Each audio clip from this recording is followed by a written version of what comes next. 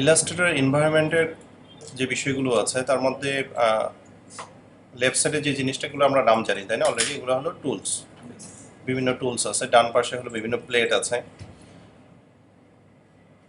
এই প্লেটগুলো সাজানো দরকার হয় হলো বিভিন্ন কাজের পরিপ্রেক্ষিতে, এক একজন ইউজারের পরিপ্রেক্ষিতে এক এক রকম করে সাজানো হয়।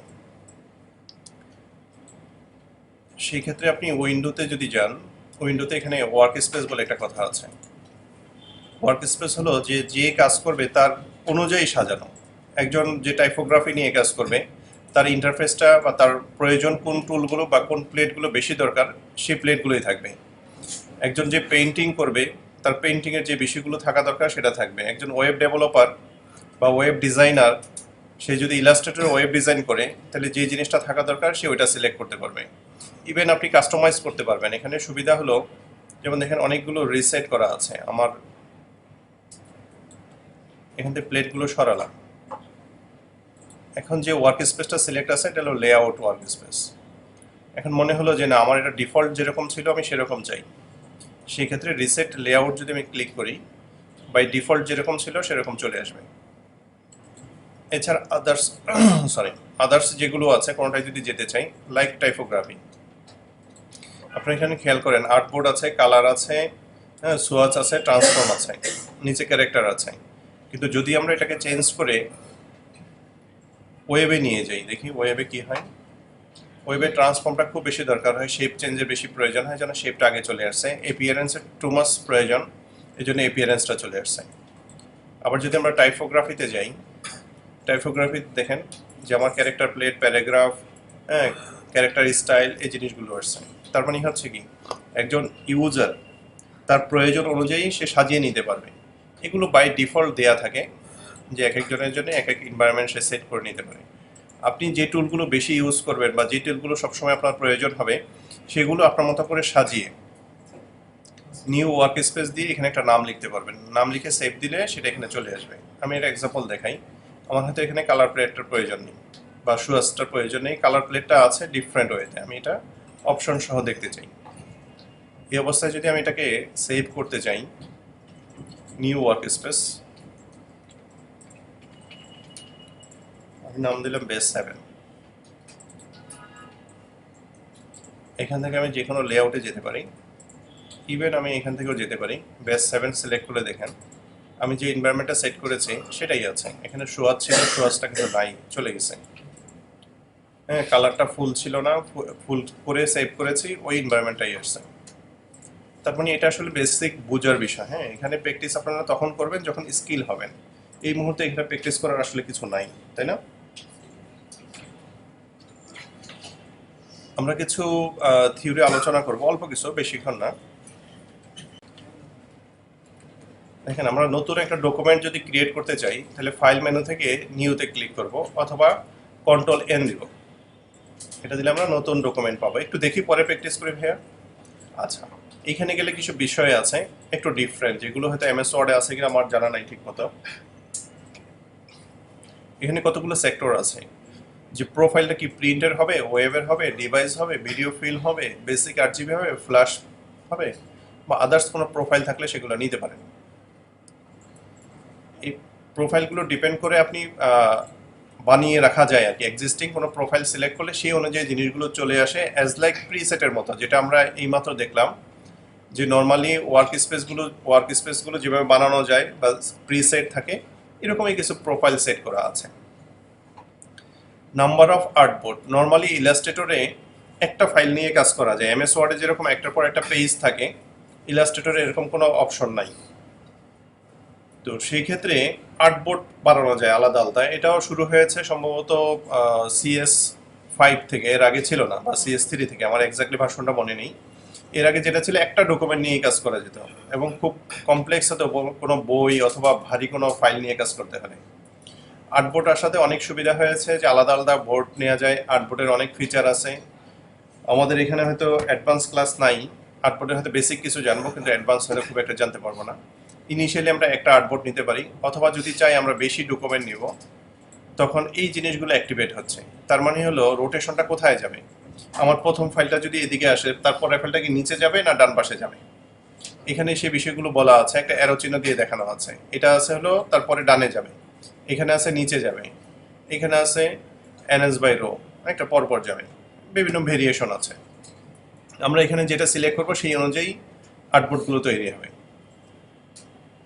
এখানে কলাম এবং স্পেসিং, যেখানে কলামগুলো যে হবে কত কলামের আর্টবোর্ডগুলো হবে, তো এগুলো ইনিশিয়ালি খুব একটা প্রয়োজন নেই, আমরা পরের স্টেপে চলে যাই সাইজ নিয়ে। এখানে ডিফল্ট যে সাইজগুলো আমরা জানি, যেগুলো আমরা সচরাচর পরিচিত, letter size, legal size, A4 size, আমরা A4 সাইজটা নিয়ে কাজ করতে পারি। এখানে ইউনিট আছে, ইউনিটগুলো আমরা অলরেডি জানি, তাই না? কারো কোনো কনফিউশন আছে যেগুলো জানেন না বা প্রবলেম আছে? এখানে মেজারমেন্টটা আমাদের সবার মনে আছে, তাই না?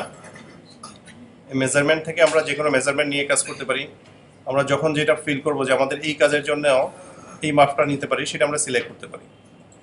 সেটা পিক্সেল হতে পারে, ইঞ্চি হতে পারে, মিলিমিটার হতে পারে, সেন্টিমিটার হতে পারে, হোয়াট এভার, যেটাই হোক আমরা সিলেক্ট করতে পারি। ইনিশিয়ালি আমরা মিলিমিটার নিয়ে কাজ করি, তাহলে দেখতে সুন্দর লাগছে।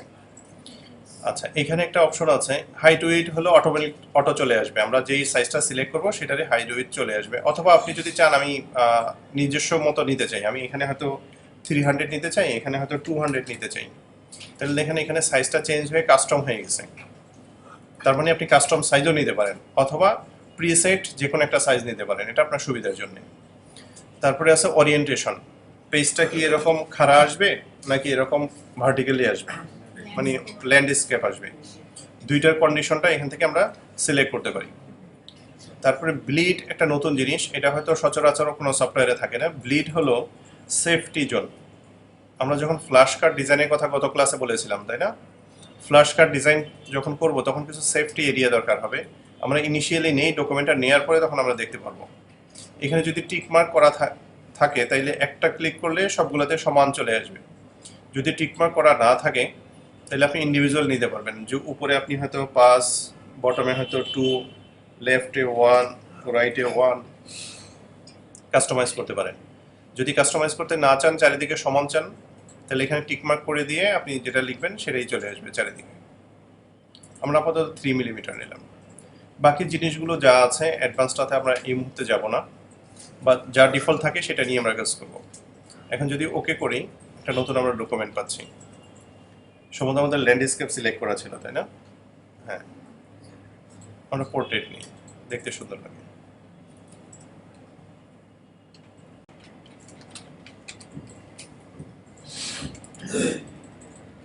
দেখতে পাচ্ছেন এই এন্ড থেকে এই এন্ডে দিয়েছেন। এখন যদি প্রিন্ট হয়, প্রিন্ট হওয়ার সময় আমরা জানি যে কিছু অংশ ছেড়ে দিয়ে প্রিন্ট করতে হয়, তাই না? প্রিন্ট যখন করবে, প্রেসে যখন প্রিন্ট করবে তখন কিছু অংশ ছেড়ে দিয়ে প্রিন্ট করতে হয়। তো সেই ক্ষেত্রে প্রিন্টার যখন কাটবে দেখা যাবে যে এখানে বরাবর কাটতে গিয়ে সে হয়তো এমন জায়গায় কেটেছে পাশ থেকে হয়তো একটু সাদা অংশ বের হয়ে আছে, তাহলে ডিজাইনটা দেখতে আসলে ভালো লাগবে না। সেই ক্ষেত্রে যে কাজটা করতে হবে, আপনার এই যে ব্লিড নিয়েছেন, এই ব্লিডের জন্য এই যে এইটুকু করবেন ডিজাইনটা। এটা আপনার মাথায় রাখতে হবে যে ডিজাইন করার সময় যেটা আমার এক্সট্রা পার্ট, কিন্তু এই যে ব্ল্যাক যে দাগটা দেখা যাচ্ছে এটা আমার শেষ সীমা রেখা।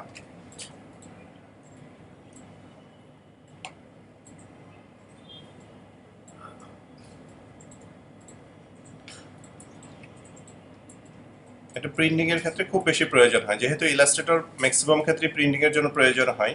সো আমরা প্রিন্টিং রিলেটেড বিষয়গুলো নিয়ে আসবো ইলাস্ট্রেটর শেখার ক্ষেত্রে। তাহলে এরকম যদি আমি কাজ করি, কোনো কারণে আমার কাটতে হয়, কাটবে হলো কোন জায়গায়, আমার এই ব্ল্যাক দাগ বরাবর কাটবে। তাহলে যদি আমার ডিজাইনে একটু এদিক সেদিকও কাটে, তাহলে আমার সাদা বের হওয়ার কোনো সম্ভাবনা নাই, কোনো পসিবিলিটিস থাকবে না। রেড কালার রেড কালারই থাকবে। বুঝতে পারছি ভাইয়া বিষয়টা?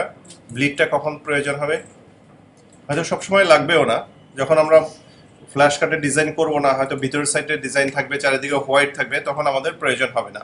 শুধুমাত্র যখন ফ্ল্যাশ কার্ড ডিজাইন হবে তখন আমরা ব্লিডটা নিয়ে নিব সেফটি জোনের জন্য।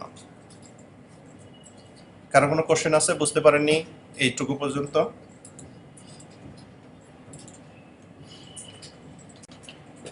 তার মধ্যে দেখেন আমার এখন কালার প্লেটে দেখেন উপরে রেড কালার আছে, একটু কম্পিউটারে কাজ না করে একটু স্ক্রিনে দেখাই প্লিজ। উপরে রেড কালার আছে, আর নিচে কি আছে স্টকটা? এই ক্রস, ক্রস মানে কি নান, নান মানে কোনো কালার নাই।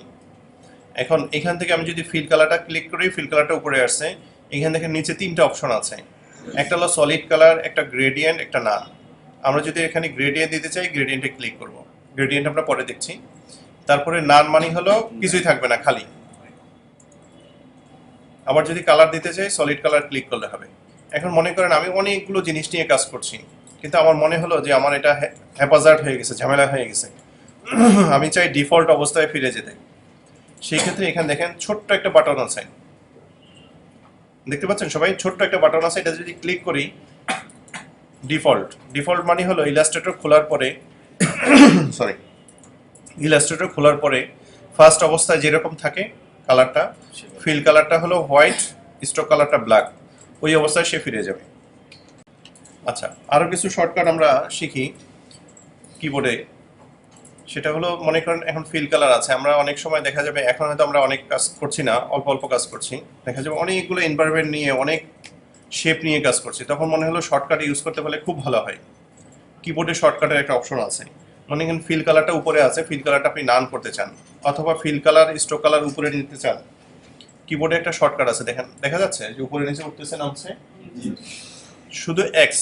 কিবোর্ডে যদি এক্স চাপেন একটা উপরে উঠবে আর একটা নিচে নামবে, অল্টারনেট হবে। কিবোর্ডে যদি শুধু ডি চাপেন ডিফল্ট কালারটা আসবে।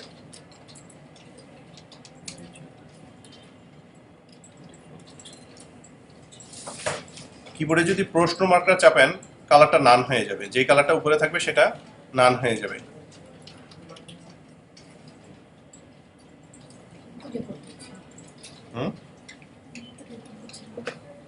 রেকর্ড হচ্ছে। তিনটা শর্টকাট আমরা এখন শিখলাম। আচ্ছা, দেখেন উইন্ডো নামে একটা মেনু আছে, উইন্ডো মেনুতে গেলে আপনি এখানে সবগুলো